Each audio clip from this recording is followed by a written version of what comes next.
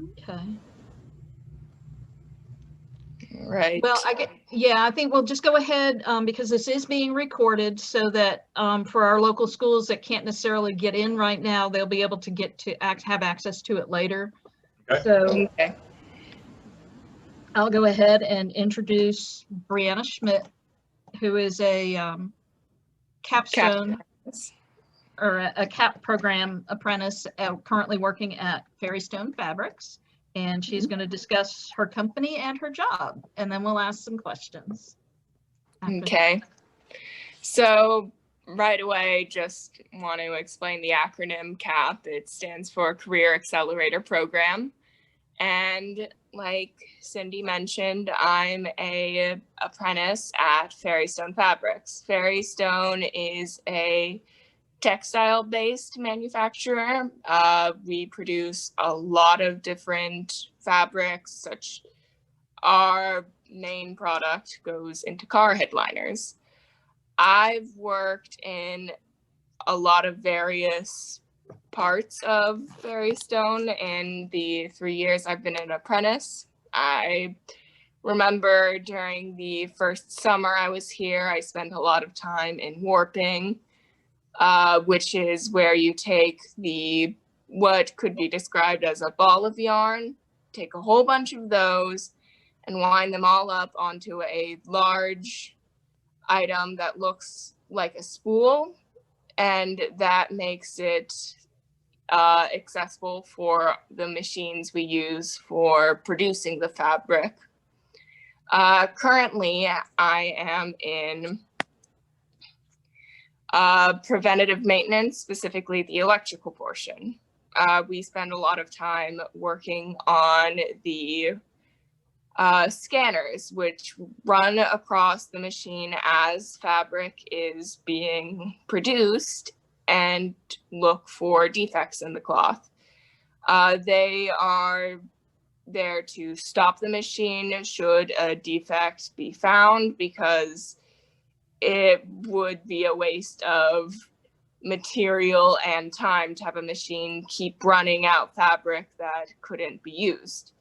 Now, a big part of my job is figuring out what's wrong with this scanner when it's stopping when there's no defect or not stopping on a defect.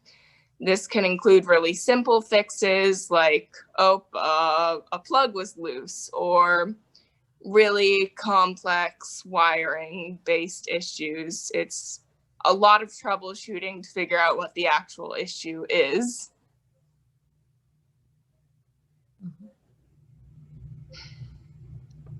Okay.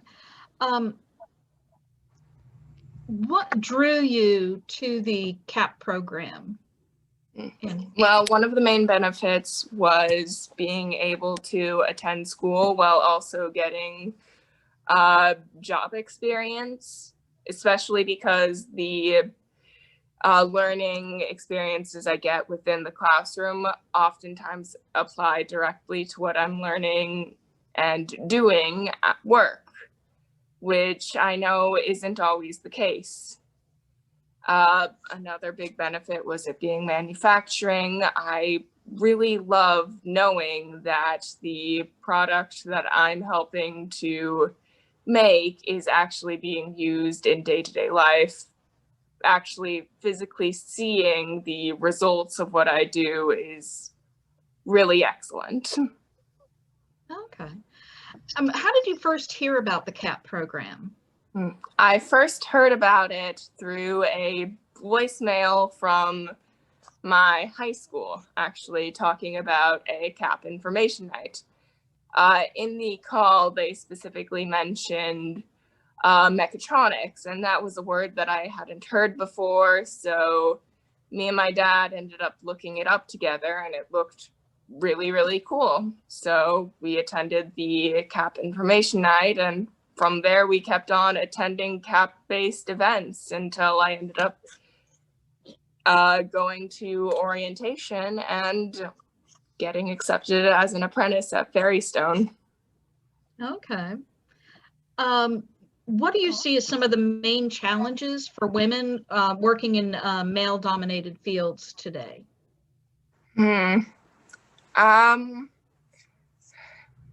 Well, there's definitely a bit of alienation. Feeling like you're the odd one out is always very awkward. All of the people that I'm working with, both students and the men and women that I work with, have been really great. I haven't felt excluded by anyone in particular, but it's hard not to notice that you're the only girl in your class 90% of the time. Okay. What would you say are some of the biggest misconceptions about working? And it can be in manufacturing, working in your industry. Okay. Well, one thing about manufacturing and factories in general I've noticed is there seems to be a big perception of it being dirty and dangerous. My dad was actually pretty nervous about me applying to CAP, even though he was very encouraging of it. He was definitely on edge as well. But working here, it's been very clear that safety is the top priority, both at Ferrystone and in the CAP program in general. Heck, one of the first classes we were signed up for was a class on safety and OSHA in general. Okay. Let's see, what skills do you think are probably the most critical for succeeding in your industry? Good work ethic is absolutely essential. You're not going to get far anywhere really without a good work ethic. And on top of that, a willingness to learn is very useful. You're never going to know everything, and being able to know when to listen to someone else or to ask for help is going to get you a lot further than standing and staring at something that you just can't fix. Okay. What advice would you give a young woman, say a high school student that's actually looking and thinking about the CAP program and looking at the potential of an apprenticeship somewhere? Well, I definitely encourage them to go for it. The CAP program and apprenticeships in general are a great way to learn and get job experience at the same time. On top of that, since it's December right now and we're about to begin the second semester, I believe, I'd suggest applying for some classes like shop or drafting. I took a drafting class myself, or computer science classes. Those are really great for learning how to troubleshoot and problem solve. Along maybe a class in woodworking. While Ferrystone itself doesn't necessarily have repairs based in woodworking, I know that there are occasionally little things that need to be done, like the setup I mentioned earlier for the testing station in the waiting room.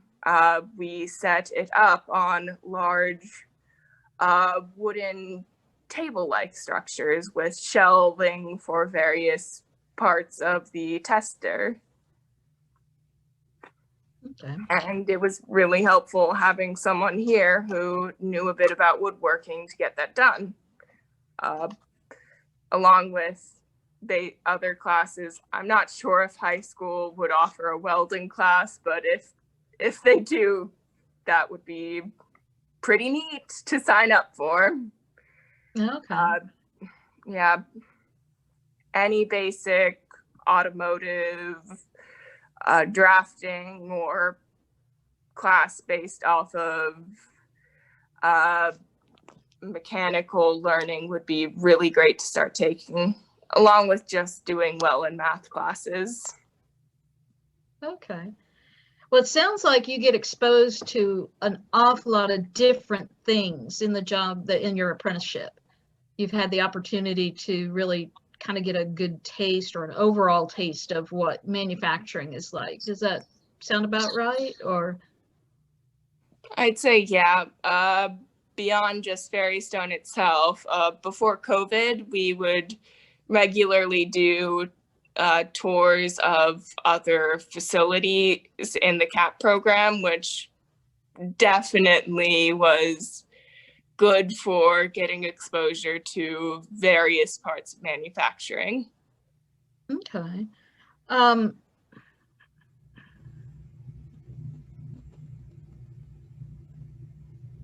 Let's see. So Cindy, if I could just put my 2 cents in on that.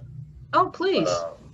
You know, one, the CAP program exposes all the member companies to a potential group of new employees that we really wouldn't see in the normal hiring process. And there's a coordinated effort between the Alamance Burlington school system, the homeschool systems of Alamance County, to identify potential candidates when they're, ninth grade or older. And so it's very important. It's a great resource for us. And to then, partner with the school system and with ACC, we were able to develop programs and courses that will feed into the needs of all the member companies. So, we've, developed two different pathways from when we started this program 6 years ago. And that's responding to the needs of the member companies. And we're recruiting additional companies to join CAP all the time, and would love to get into an IT pathway, maybe a healthcare pathway, an automotive pathway, maybe something with LabCorp or somebody like that, where you have a medical pathway. So there's all sorts of possibilities out there within the existing companies. It's not just manufacturing, it's quality control, it's accounting, it's all the different functions that we have to perform to be successful companies in general. And from the Ferrystone standpoint, this program will be successful when we've got a group of educated managers, women and men, who have come up and done all the 16 jobs in the company, and they can make better, faster decisions than I can. And that's our goal. And my goal is to have an apprentice sitting in this chair at some point in the future. Fantastic. Fantastic. Brianna, do you have a mentor right now? Do you have someone that's, I guess, kind of guiding, helping? Do you currently have a mentor in the program? In the program or at work? Or even at work, yeah, either. Yeah, I mean, right now, with me being in preventative maintenance, specifically in the scanning department, I've been working pretty closely with Nick Allen. He's like the main employee there. Another guy named Frank Fisher has been really, really great for the electrical side of things as well. Okay. In the CAP program, Cindy, all the companies are required to have mentors for all the jobs within the companies that the apprentices apply for or are training for. We don't want to put any person into a job in the plant without any knowledge of the policies, procedures, skills, and knowledge that you need to have. So there's a mentor for every job, and as the apprentices go through the series of jobs within the plant, that mentor changes. And then, then our plant manager is sort of the overall mentor, so that if there are any issues, personal or business-wise, we want to address those as best and as quickly as we can. Okay. So it sounds like you spend it's important that you expose your apprentices to as many different aspects of your company and the different jobs that are done and performed there, correct? That's one of our goals. Okay. We don't want to pigeonhole anybody. And at the same time, I was an apprentice. It wasn't called apprenticeship back then, but in the 80s, I was in an executive development program at Burlington Industries, and they ran us through all the different aspects of management. And they also said at the end, we want a group of people that can be promoted to run the divisions or be in upper management. And but they also said that if you find a niche somewhere that you really like, put your hand up and say, this is what I want to do. And so I did that twice in that program. I just said, I like this, let me stay here for a while, and then move on, and then I moved on from there. Okay.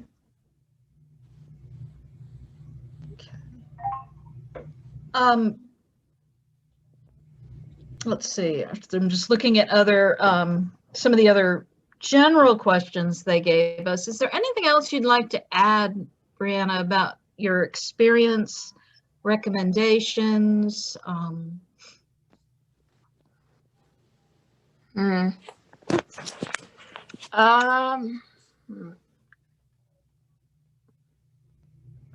Nothing that I can really think of off the top of my head.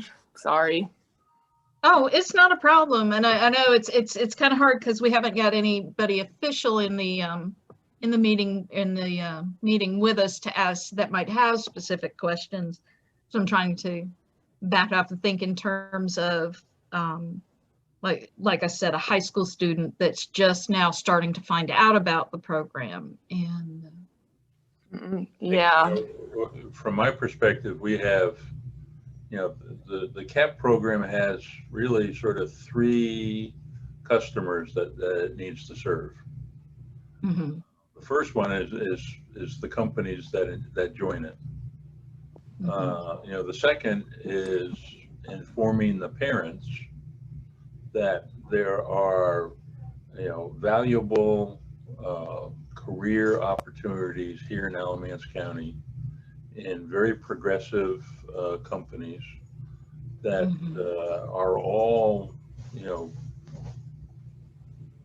many years in their respective businesses, so they know what they're doing, and they've changed many times to address market changes and market needs.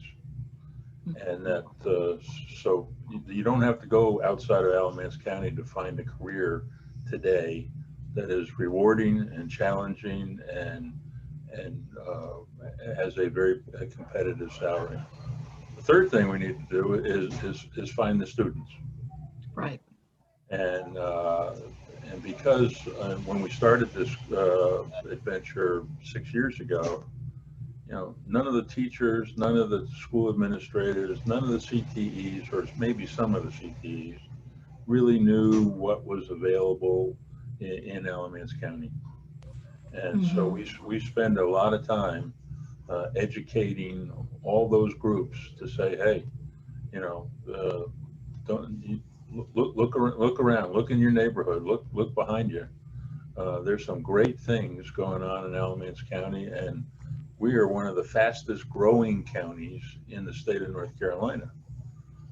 because we've got a potential workforce, we've got the natural resources, we've got the highway system, and we're in between sort of the Chapel Hill, Raleigh area and the Winston-Salem, Greensboro area. So it's a very easy place to work and live and be able to commute to one side or the other, depending on what your needs are. So that's really our challenge today as the CAP organization, is to get that information out to the potential candidates and to their parents and to the other companies. And it's people like Brianna who are leading that charge.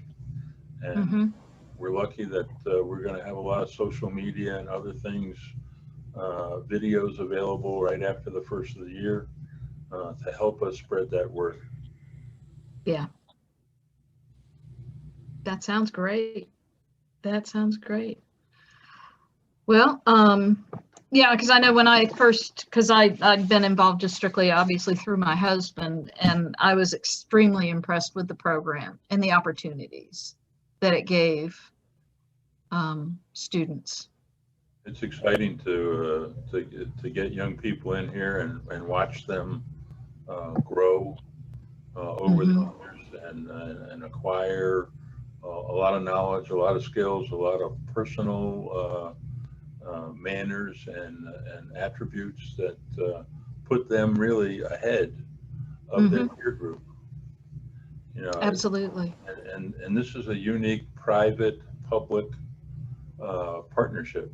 The private part is the companies, because the companies are paying for the majority of the costs, which is we're paying candidates to come to work. We're also paying them to go to school. And between us and the state, we're covering all those costs, books, tuition, everything else. And in today's world with COVID, now we're investing at ACC and at ABSS in a lot of new technologies that will allow us to be more efficient and better at remote learning.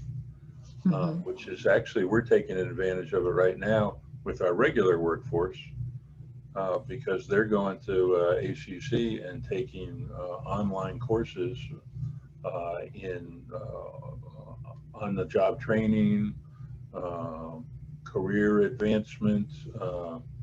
There's some human resources classes that are being offered online. And so rather than having to leave work at 4 o'clock and run across town, they can just come into a conference room, or they can go to their house now, wherever they live, and click on and get that information.